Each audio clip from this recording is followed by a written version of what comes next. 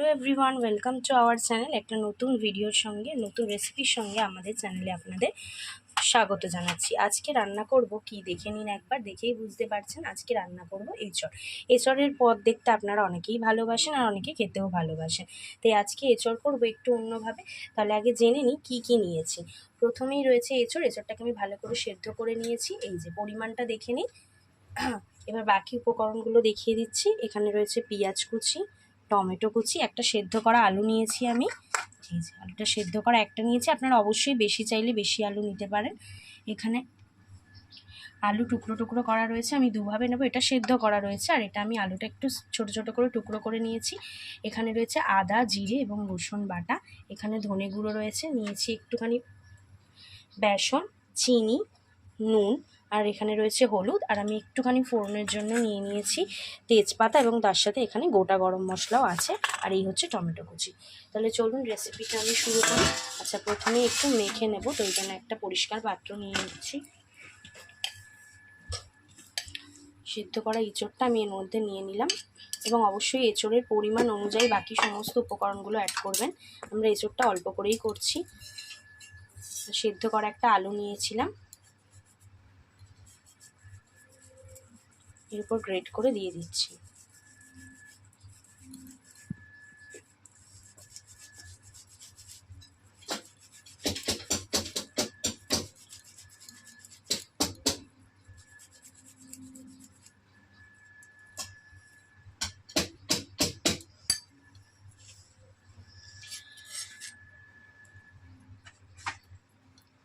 দিয়ে দিচ্ছি নুন। আপনারা বেশি পরিমাণ এঁচড় নিলে অবশ্যই আলুর পরিমাণটা বাড়াতে পারেন। আমরা যেহেতু অল্প নিয়েছি তাই একটাই আলু দিলাম গ্রেট করে। তার মধ্যে দিলাম নুন আর হলুদ, আর দিয়ে দিচ্ছি সামান্য একটু লঙ্কার গুঁড়ো, দিচ্ছি ধনে গুঁড়ো,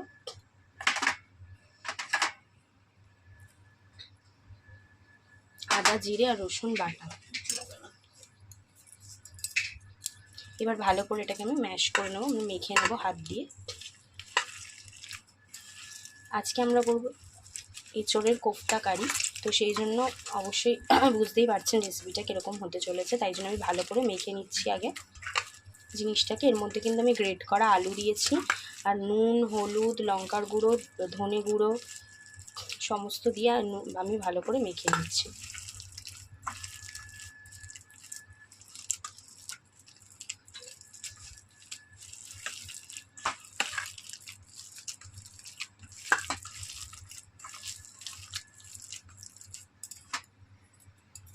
আচ্ছা, দিয়ে দিচ্ছি পরিমাণ মতো বেসন।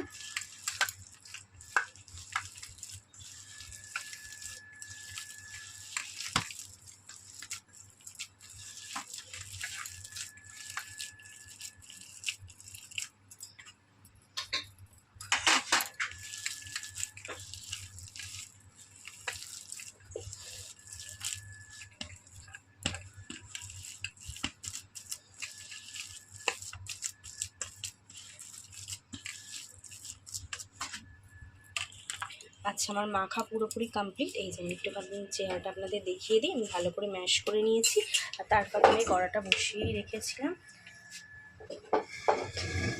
এগুলোকে আমাকে এখন একটু ফ্রাই করতে হবে, তো ওই জন্য আমি কড়াতে তেল অ্যাড করছি। আর আমি সাদা তেল দিয়ে এটা ফ্রাই করবো, তাই জন্য বেশি করে সাদা তেল দিয়ে দিলাম কড়াতে।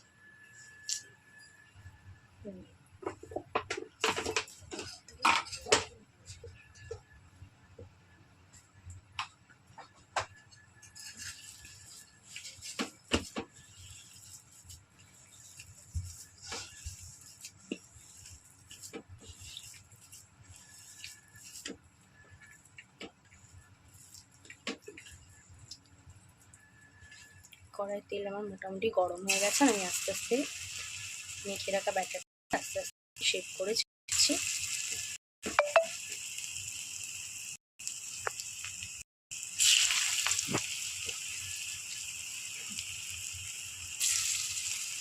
আপনারা চাইলে কিন্তু যে কোনো ধরনের শেপ দিয়েও করতে পারেন, মানে লম্বা টাইপের যদি কোনো শেপ দিতে চান।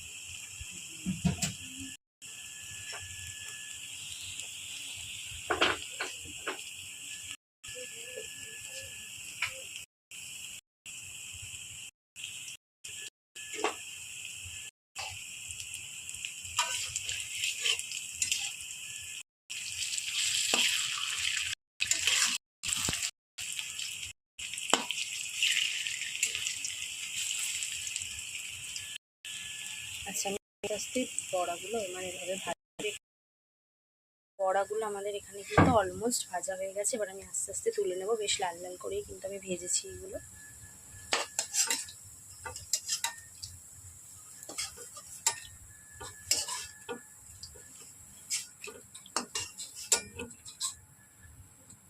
এই যে আমি এখানে ভালো করে বড়াগুলো যে ভেজে নিয়েছি, এই যে বেশ লাল লাল হয়েছে।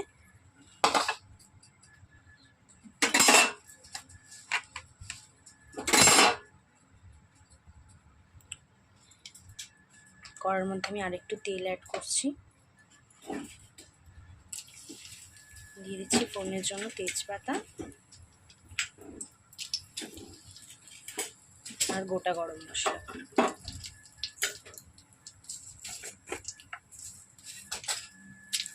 দিয়ে দিচ্ছি একটু গোটা জিরে।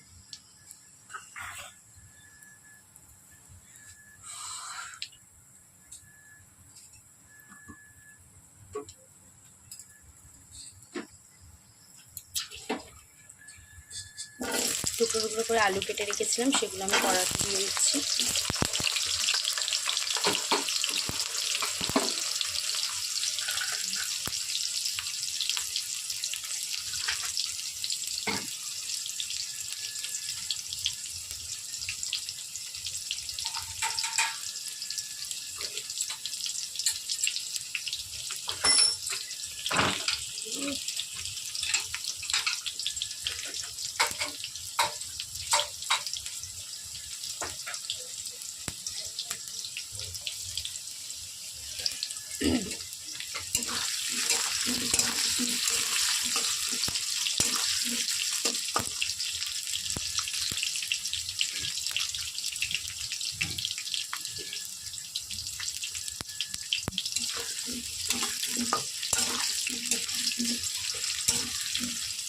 ভালো করে আমি আলুটা নাড়ি করে নেবো, ভাজা ভাজা হবে। আমি কড়াতে কিন্তু তেজপাতা আর গরম মশলা দিয়ে ফোড়ন দিয়েছি, আর দিয়ে দিচ্ছি পেঁয়াজ কুচিগুলো।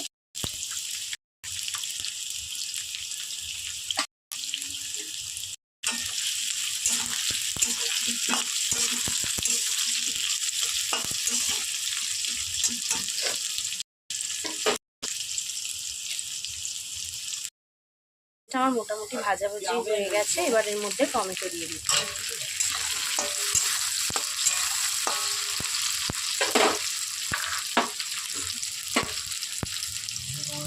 দিয়ে দিচ্ছি পরিমাণ মতো নুন।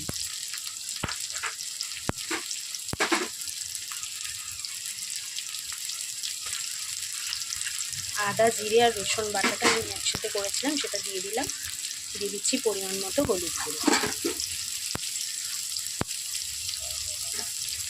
লঙ্কার গুঁড়ো, দিয়ে দিচ্ছি এখানে ধনে গুঁড়ো, দিয়ে দিচ্ছি একটু চিনি।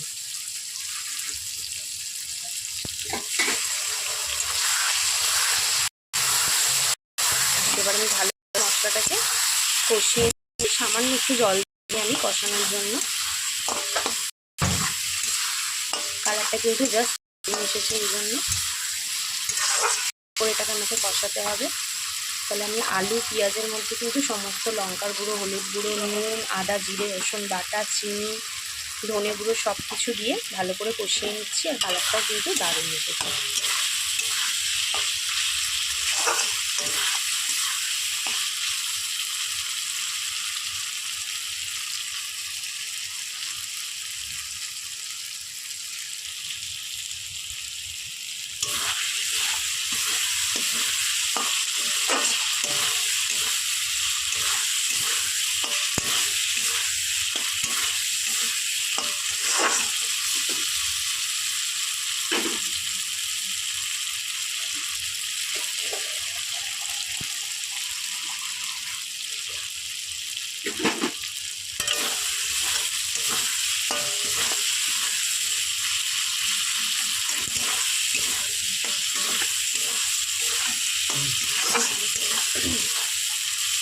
ভালো করে জিনিসটা কষে এসেছে প্রায়।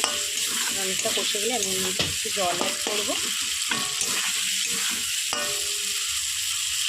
এর মধ্যে আমি এবার একটু করে দিচ্ছি, কিন্তু আমি জল অ্যাড করিনি, সামান্যই জল অ্যাড করেছি। এই যে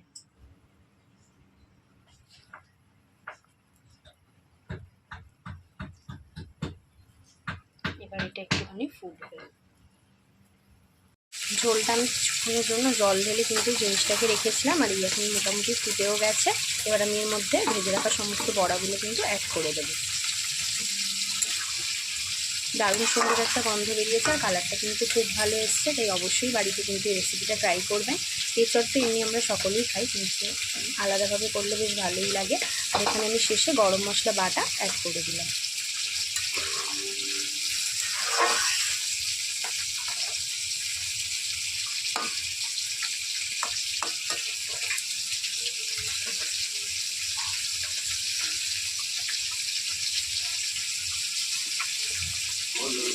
তাহলে আমাদের রেসিপিটা কিন্তু অলমোস্ট প্রায় হয়েই এসেছে। এটা কিন্তু একটু মাখা মাখা হবে, আর তারপরে আমাদের রেসিপিটা একদম তৈরি হয়ে যাবে। তাহলে কেমন লাগলো রেসিপিটা অবশ্যই কমেন্ট বক্সে জানাবেন, এবং বাড়িতে কিন্তু একদম ট্রাই করতে ভুলবেন না এঁচড়েরই অসাধারণ কোপ্তা রেসিপিটা। আমি আরেকটু ভালো করে কালারটা দেখিয়ে দিই। কালারটা কিন্তু পরে আরও সুন্দর আসে, এখন এমনিতেই কালারটা ভীষণ সুন্দর লাগছে।